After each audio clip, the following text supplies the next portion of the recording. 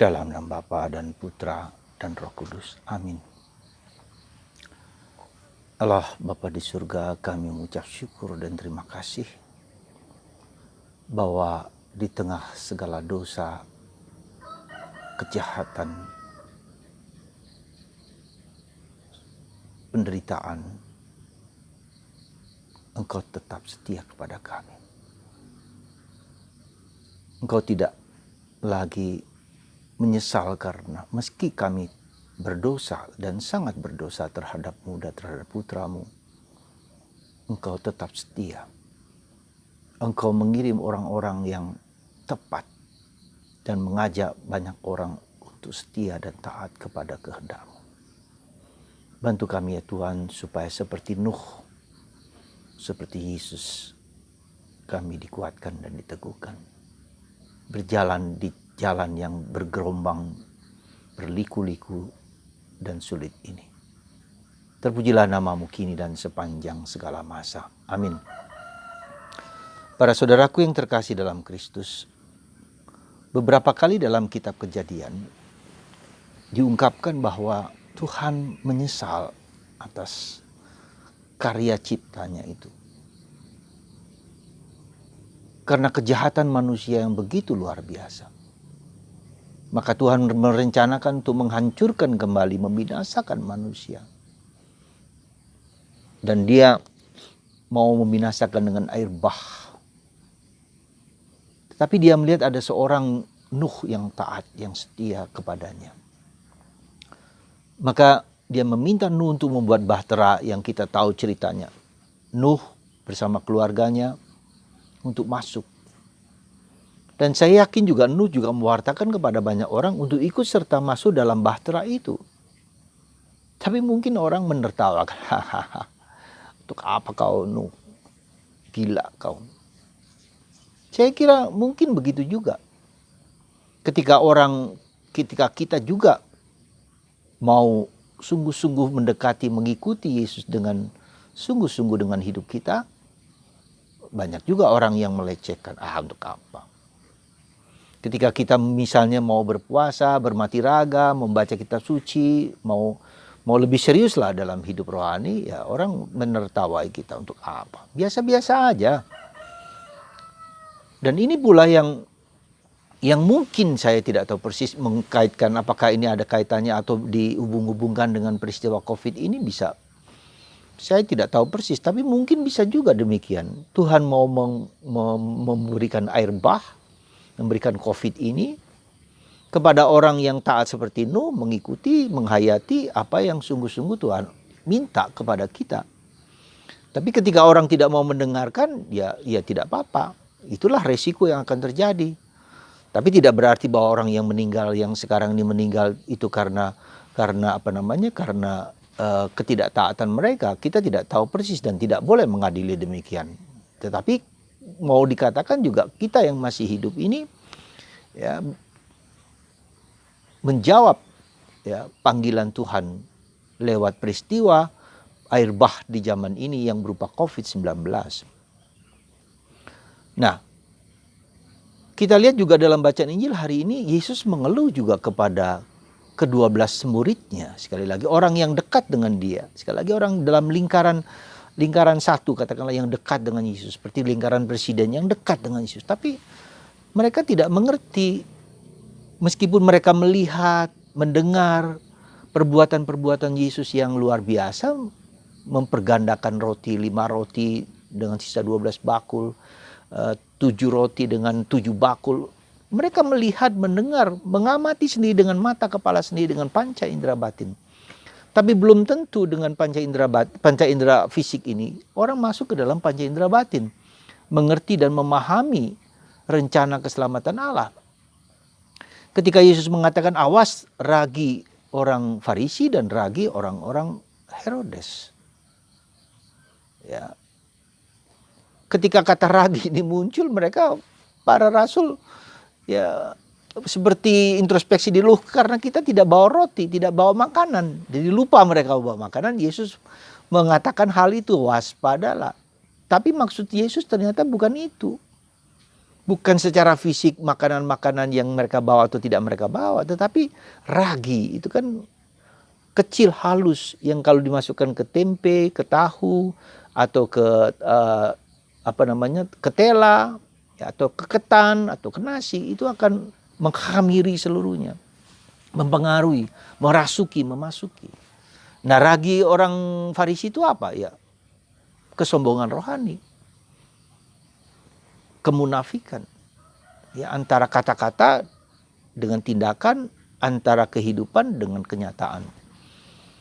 Dan itu tuh tidak mudah bagi kita. Kita juga begitu, bukan hanya Anda, saya pun bisa masuk demikian. Ada kesombongan rohani, merasa diri paling bisa, mengerti tentang Allah, dunia Allah, dan seterusnya. Kita tidak tahu. Atau juga tentang ragi orang Herodes, yaitu ragi duniawi, kekuasaan, kesombongan materi, harga diri, ya, keangkuhan.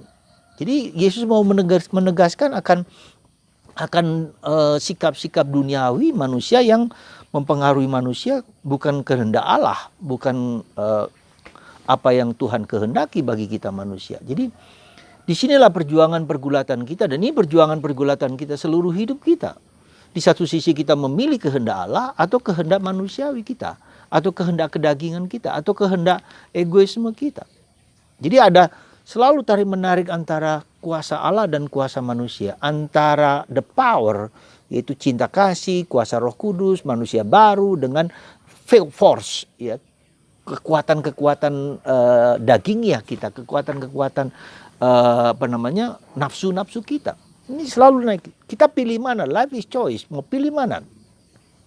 Meskipun hidupku penuh dengan kesulitan-kesulitan dan tantangan-tantangan, masihkah aku mau memilih Tuhan, memilih nilai-nilai yang Dia berikan kepada kita? Kita tidak tahu, dan itulah menjadi pilihan. Jadi meskipun perasaanku katakanlah begitu berat untuk mengampuni orang karena dosa, kelemahan, atau karena kemarahan, saya tetap memilih untuk mengampuni. Jadi pilihan ini yang saya kira perlu kita kembangkan terus-menerus gitu. Pilihan berbuat baik, maka Bunda Teresa mengatakan jangan lelah berbuat baik. Jangan lelah berbuat baik. Ya, itu yang menjadi poin kita, dan sebentar lagi kita memasuki masa Prapaskah. Disitulah kita lihat perjuangan pergulatan kita antara baik dan buruk, antara kuasa Roh Kudus dan kuasa kedagingan, ya, kuasa kejahatan kedagingan, ya, yang menjadi pintu masuk sehingga nanti si iblis bisa memasuki, meresapi hidup kita dengan segala tipu muslihat si iblis yang begitu cerdik dan pandai, ya. Maka kita perhatikan ketika Petrus menegur Yesus, karena Yesus mengatakan anak manusia harus mengalami penderitaan dan salib dan masuk ke kota Yerusalem.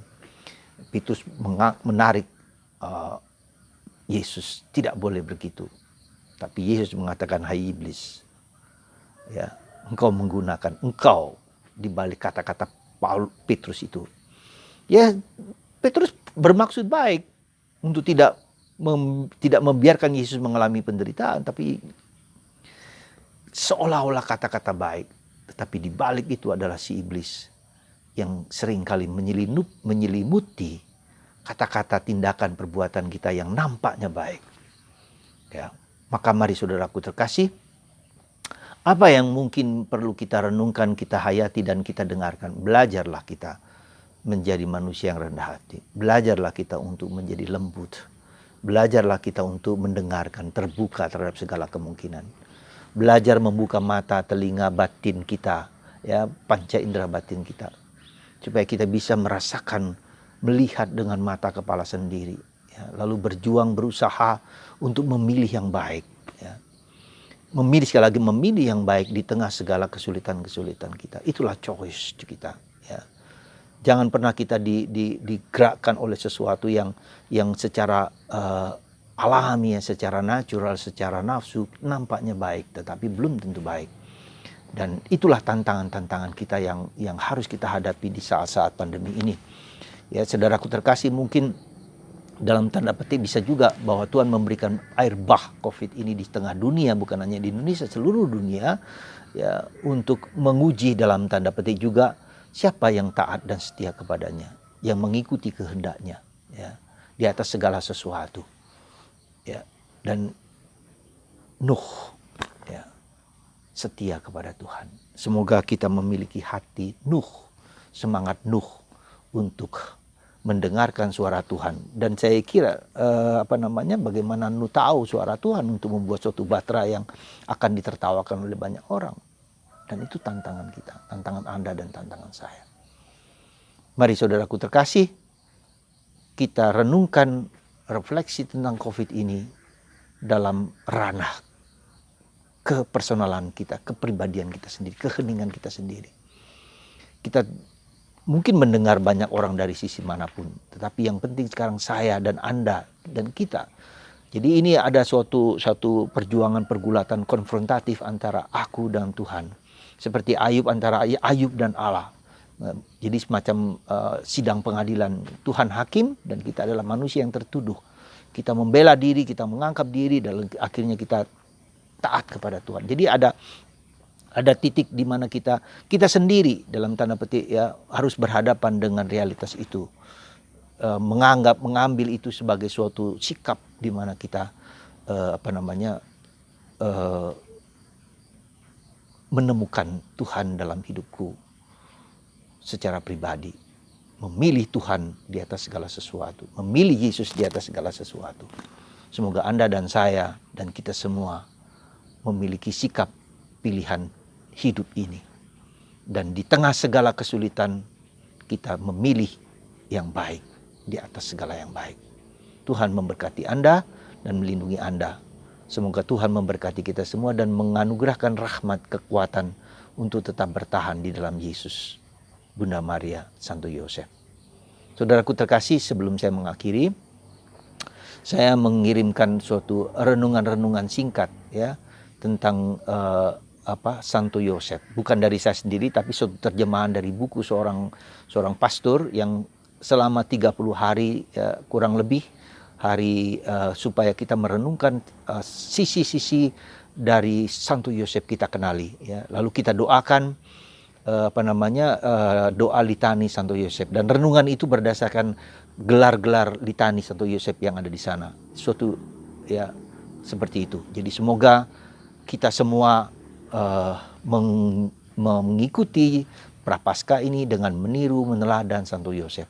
Dan kemungkinan besar mulai hari Kamis besok, ya, saya tidak akan memberikan renungan-renungan dalam bentuk audio ini, ya, video ini. Saya akan mengirimkan setiap hari renungan tentang Santo Yosef yang saya terjemahkan dari kiriman seorang teman, belajar menghayati masa Prapaskah bersama Santo Yosef. Ya, sekali lagi saya tidak akan untuk sementara tidak dalam masa Prapaskah ini tidak mengirimkan video kepada Anda, tetapi lewat tulisan itu kita masuk. Intinya adalah mendoakan litani Santo Yosef dan kita mendapatkan renungan-renungan tentang itu. Semoga kita semua mendapatkan rahmat dan berkat, meniru teladan Santo Yosef, tidak banyak bicara, tetapi menghayati kehendak Allah, kepekaan tajaman dia, mengenal kehendak Allah lewat mimpi-mimpi yang hidup dalam diri dia dan menjadi tanda kebaikan. Semoga Tuhan memberkati Anda di masa Prapaskah ini untuk mempersiapkan diri dengan benar dan baik akan rahmat Tuhan. Tuhan memberkati Anda semua. Dalam nama Bapa dan Putra dan Roh Kudus. Amin.